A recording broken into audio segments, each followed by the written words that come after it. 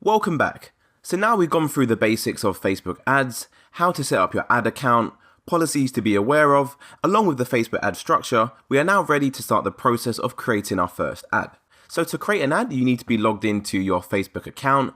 Once you are logged in, you want to go ahead and click the plus icon right here, and then scroll down and click where it says ad. This is now going to open up your ads manager. Now, you're going to be using your ads manager quite a bit, so it can be a pretty good idea just to go ahead and actually favorite this URL, just because it's going to make it a bit easier for you going forward. So the first step is choosing your campaign objective. So as it sounds, this would be the main objective of why you want to run ads in the first place. So Facebook actually split this up into 3 different categories. We have awareness on the left, we have consideration, and then we have conversion here on the right. And under each category, we have multiple options. These 3 categories really fit into the typical marketing funnel. We have awareness, consideration, and conversion. So if we go ahead and look at the typical marketing funnel, you can see we have awareness, consideration, and conversion.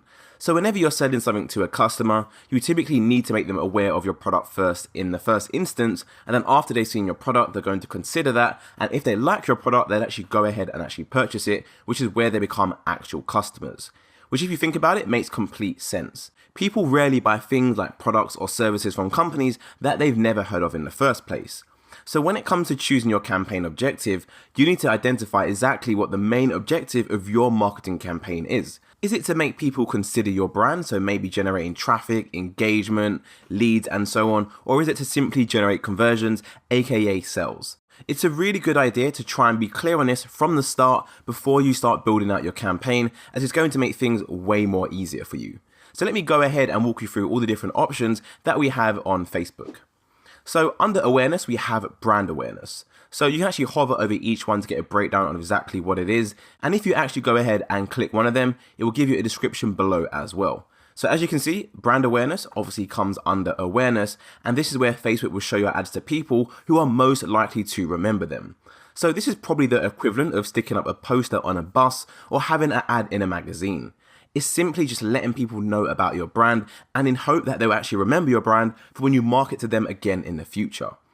Reach is pretty similar to brand awareness, although Facebook is going to focus on showing your ad to as many people as possible. It doesn't really matter if they're going to be interested in your service or not. The whole idea here is to generate as much reach as possible and reach the widest audience possible. So as you can imagine, this is typically not the best thing to do for people who are just starting out with Facebook ads.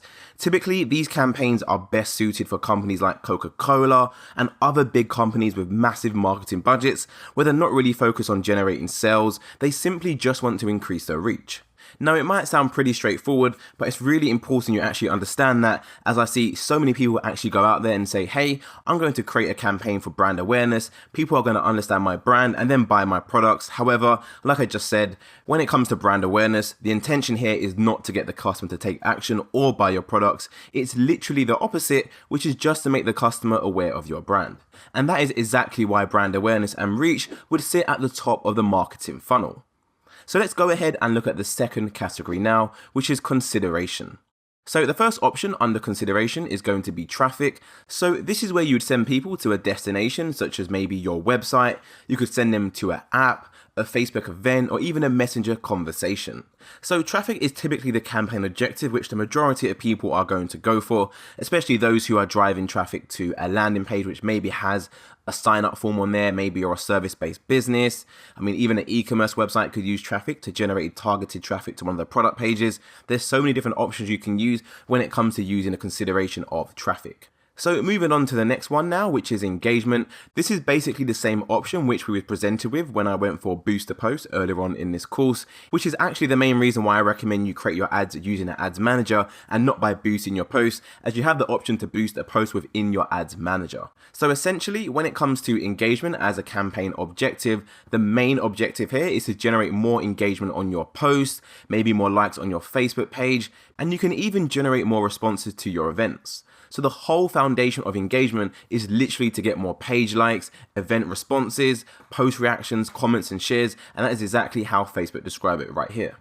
So moving on to the next one, which is going to be app installations. So this is pretty self-explanatory. This is an ad campaign objective that you would use if you'd like to generate more app installations. So what people will land on once they click your ad will actually be a direct link to the App Store where they can download your ad. And with this campaign objective, Facebook is going to show your ad to people who are most likely to download and engage with your app. And of course, this is all based on historical data that Facebook has. And when it comes to using app installs as well as your campaign objective, it's good to note as well that this includes both apps on the Apple Store and it includes the apps on the Google Play Store as well. So moving on to the next one, which is video views. This is where the main objective of your campaign is going to be to generate more video views.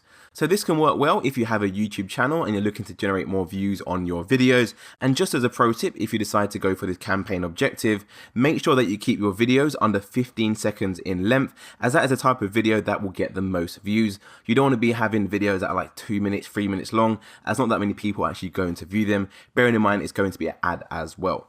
So that is it for video views, and under that we have lead generation. So the main objective of this campaign is to generate leads for your business, a lead being someone's name, their email, or even the phone number, which you could then use later on to do follow-up calls, or maybe even send out an email marketing campaign to convert those leads into customers. One thing you do want to bear in mind if you choose to go for the lead generation option is that make sure you plan ahead and actually have an idea of what you plan to send in your email or what you plan to say in your follow-up calls, just to ensure you convert the most amount of leads possible to actual customers. Next up, and which is the last objective under consideration, is going to be messages. So this is where you set up a campaign with the main objective of that whole Facebook ad campaign is to get more people to send your business messages, and that could be both on Messenger and Instagram direct. So that finishes off the consideration objectives. I do think there's a lot of interesting objectives you can choose from. So now it's over to the next category, which is all about conversions. So the first option under conversions is actually conversions in itself. And with this campaign objective, Facebook will show your ads to people who are most likely to take valuable actions. Now, valuable actions can be anything from someone making a purchase on your website, adding in the payment information, calling your business, and so on. Anything that is valuable and that can be tracked can be identified as a conversion. One caveat of using conversions that you need to be aware of, and I just want to highlight, is that to use the conversions, you will need to have the Facebook pixel set up on your website so you can track and measure these conversions in the first place. Without having the Facebook pixel on your website, Facebook won't be able to optimize for conversions, as they literally have no idea what is working and what is generating the conversions for you. So after conversions, we have catalog sales.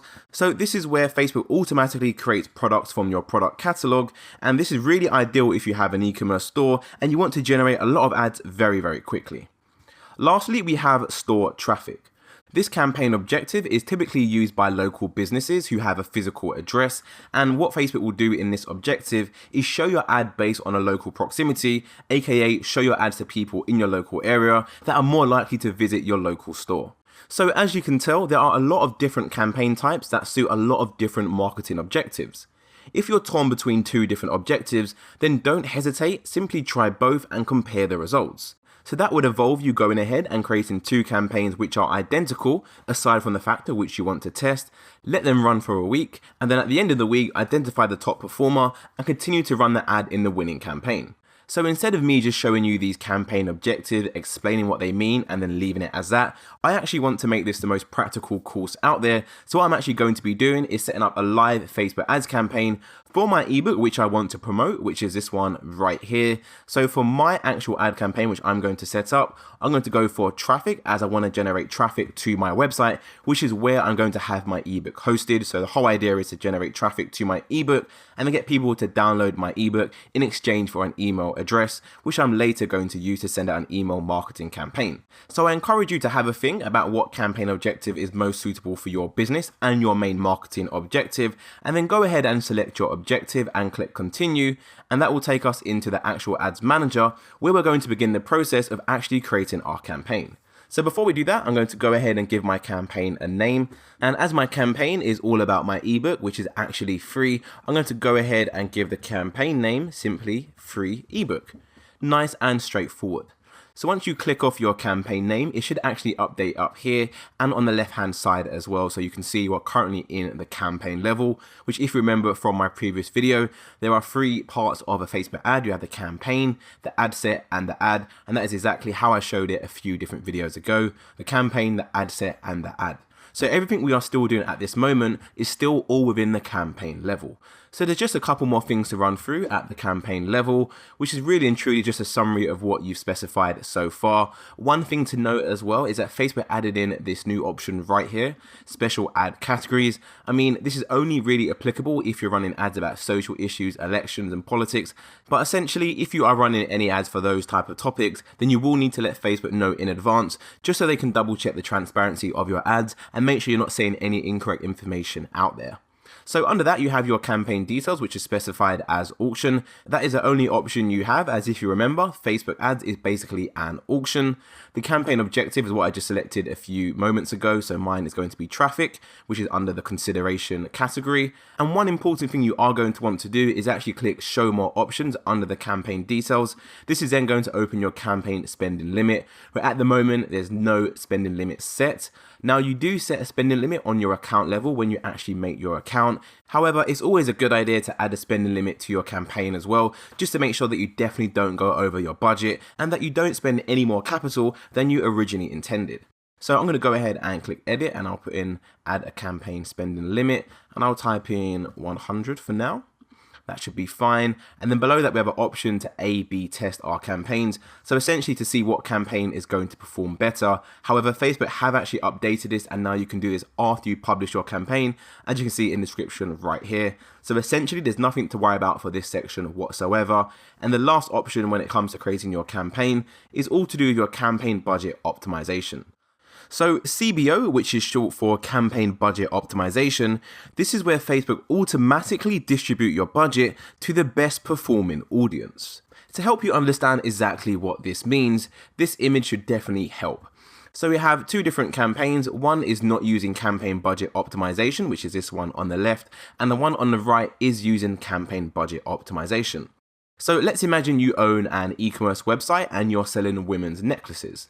Now you can sell these necklaces to different age groups. So what you would do is you set up your campaign, set your main campaign objective, and then under your campaign you'd have different ad sets. So remember, an ad set is essentially a different audience. So you could have audience 1, which is women between 20 and 30. Ad set 2 could be 31 to 40. Ad set 3 could be 41 to 50. So you've got 3 different ad sets to see which audience performs the best. Now, if you don't have campaign budget optimization, then what you typically would do is set a $10 bid at each ad set. That is, of course, if your budget is $30. So each ad set gets $10 in total, and then you'd see which ad set produced the best results. For example, maybe ad set had 3 different conversions, so 3 different sales. Ad set 2 had 5 sales, and ad set 3 only had 2 sales. So clearly the best performing ad in this instance is going to be ad set 2. So what any good marketer would do is log into the account, see which ad set is producing the majority of the conversions, and then allocate more budget to that ad set. Now this would all be done manually. However, if you use CBO, campaign budget optimization, Facebook automatically do that for you. So instead of setting your budget at the ad set level, such as $10, $10, and $10, you would set your overall budget of $30 at the campaign level, and then Facebook will automatically redistribute that $30 to the ad set which is performing the best, which of course is ad set 2. So this is typically going to result in better results for you, as Facebook already knows which ad set is performing the best, so all it's going to do is allocate more of your budget towards that ad set itself. So this actually saves you a lot of time and actually will generate you a lot more results. As you can see in this instance, Facebook has allocated a lot more of the budget towards ad set 2, and as a result, ad set 2 has a lot more conversions in comparison to the campaign which is not using CBO. So hopefully that helps you understand exactly how this works. However, in my example, as I'm going to be setting up ads for an ebook and I'm going to be targeting just one audience, I actually do not need to go ahead and activate campaign budget optimization, but I highly recommend you activate it if you have different audiences you are going to target. So that summarizes everything to do at the campaign level. Now it's time to move on to the next part, which is all to do with the ad set level. So I'll see you in the next video where we're going to be looking at the traffic, the budget, the audience, and the placement of your ad. See you there.